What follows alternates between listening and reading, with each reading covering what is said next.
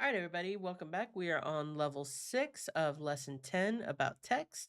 So, this is the challenge levels. But again, I say this all the time. It is really important that you make sure you're doing the challenge levels in addition to all the other levels. There's usually a lot of really good information on these that you did not see in the rest of the lesson.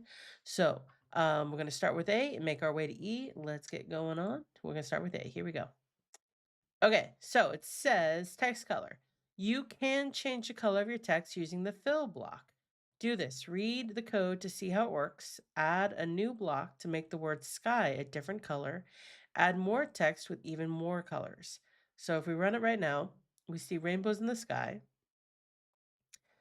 We need to add a new block to make the word sky a different color. So it says line 1, read the code to see how it works. Line 2, variable sky gets create sprite 200 200.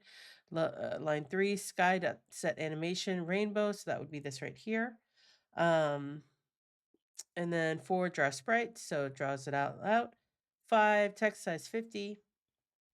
Fill red, text rainbows 30 comma 50. Fill orange, text in the 70 comma 100. So what are these comments? Let's stop for a second and take a look at this. So this is saying this is what the text is going to say. So it's going to say rainbows and fill with red. So this is going to be red, and it's put at 30x 50y. So that's what this is. So 30x 50y is gonna be somewhere in here. Yeah. And so that's where rainbows is, and then fill with orange. So we're changing the color. So in the is gonna be at 70 and 100. So in the is here. And then here is telling us add a new block to make the word sky a different color. So that's what we're gonna do. We're gonna go to drawing, we're gonna do fill, add this in here. It says yellow, but let's make that purple. All right, so if we reset and run again, now sky is purple. So add more text with even more colors. I'll do one more. Rainbows in the sky. Um, what do I want to put? So let's start with the color. So we're gonna do pink. I like pink. All right, and we're gonna do text. All right. And so we're going to say rainbows in the sky. And then butterflies. I don't know. We're just going to make that happen. And then let's say 200 by 200. I have no idea what's okay. So so let's see what happens. Reset, run. All right, we see butterflies in pink. I'm gonna move this over slightly so that it is all on the same screen. There we go. So rainbows in the sky, butterflies. We're going to click on finish with that and move on to the next activity. White text on a white background. Learn how to make text stand out with a colorful stroke. So white text on a white background. Somewhere in here, there is a message. You can add a border to your text using the stroke command shown below. Like other shapes, you can also use the stroke weight command to change the thickness of the stroke. By running the code below, you'll notice that the normal stroke weight for text doesn't give it much contrast when the background is the same color.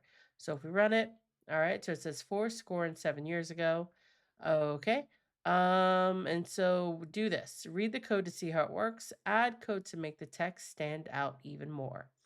So read the code to see how it works. Fill white. So first we're going to have a white text. Stroke black. So that's the edge around the text. You can see kind of here. Text size 20. Text 7 years ago. It's going to be at the X of 30 and the Y of 200. Um, so add code to make it stand out even more. All right, so let's do stroke weight. Um, reset, run. There we go. That was easy. That was it. That was it. All right, here we go. We're gonna click on finish. Let's go to the next one. Okay, see wrap text. Ooh, this is really important. So you already know that the first two parameters to the text block indicate the upper left corner of the text area. That is here. All right. There are also two more optional parameters that are hidden by default.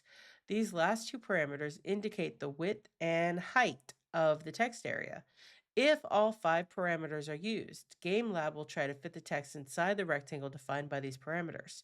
So where it says text, hello world, start of the X, start of the Y, and then how wide do you want the text box to be, and how tall do you want it to be? All right, so read the code to see how it works. In block mode, use the arrow button on the text block to add the optional parameters. So that would be the width and the height.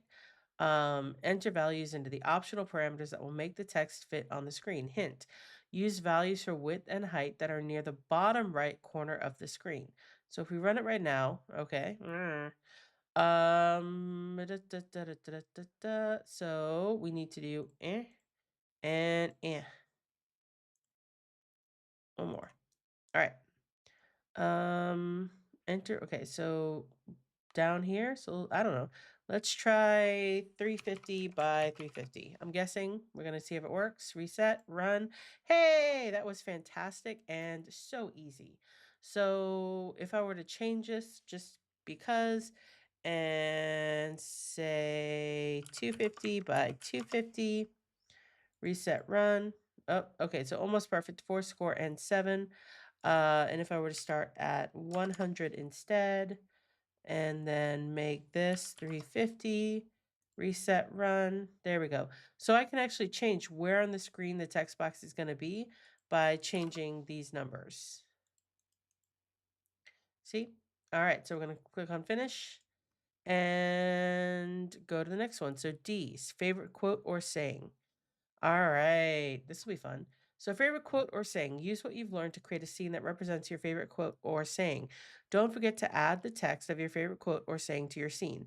For example, if your favorite quote is, "It always seems impossible until it's done" by Nelson Mandela, you might create a scene of a person at the top of a steep mountain. So, do this add sprites or draw a scene that represents your favorite quote or saying. Add the text of your quote or saying to your scene. So, this is one of those that, is really up to your interpretation. And here's where I struggle. On one hand, I would love to do this because my favorite quote is if history repeats itself, I want a dinosaur. And I could do that. I could definitely put that on the screen. I could put sprites, I could do all that. But if I do, my concern is that students will then just copy what I put and not put what their favorite quote is. So what I think I'll do is go ahead and just say, do this on your own. Um, and you can always message me if you have questions. But, I'm going to say, do this on your own. And then if you run into any problems, let me know. But you've learned everything you need in order to do this. Okay. Um, so yeah. And you know what? Hold that thought for a second. There we go. Um, I have a motto that says, I will never ask you to do something that I won't do myself. And so there we go. You're going to have to figure out how to do it on your own, but you can see that it is possible. Here's my quote. If history repeats itself, I am so getting a dinosaur. And then I put, a sun and some dinosaurs and this really cool background that was already in the animation lab. So yeah, there you go. Play around, have fun, make your own. And then when you're done, we're gonna move on to the next lesson. So let's do that. Click on finish. All right. And then the last one is your favorite scene. So favorite scene, this is the same kind of thing that we just did with the text and the quote. Use what you've learned to recreate your favorite book, movie, TV show, or even video game scene. Don't forget to add the text to your favorite scene to your creation.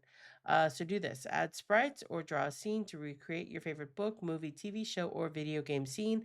Add text to your scene. When you're finished, you can click share to send your creation to a friend or remix to send it to your projects gallery. And that way you can keep it.